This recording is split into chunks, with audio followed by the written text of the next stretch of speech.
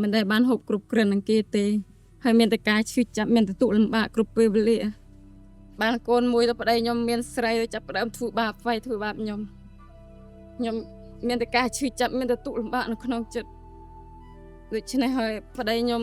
ពេលដែលខ្ញុំបានគ្នាមកប្តីខ្ញុំបាត់ដៃទៅទីរកបានម៉ូតូគូយន្តផ្ទះហើយគេបណ្ដេញខ្ញុំកូនចេញមកគេអុយយកតកូនមួយចេញមកទេកូនបងគេទុកនៅនោះអី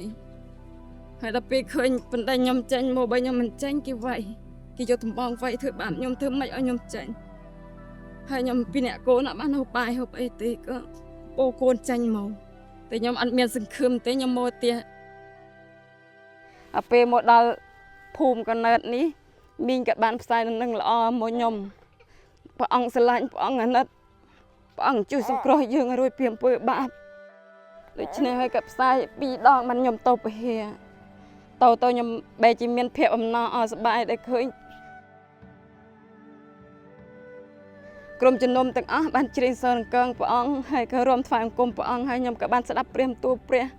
ដឹងពីព្រះគឺជាព្រះរស់ព្រះយេស៊ូវគ្រីស្ទគឺជាព្រះសង្គ្រោះខ្ញុំរួចពីអំពើបាបខ្ញុំមានភាពអំណរអរសប្បាយពីមុនខ្ញុំតែងតែក្នុងចិត្តខ្ញុំឈឺចាប់ពិបាកចិត្តមានចិត្ត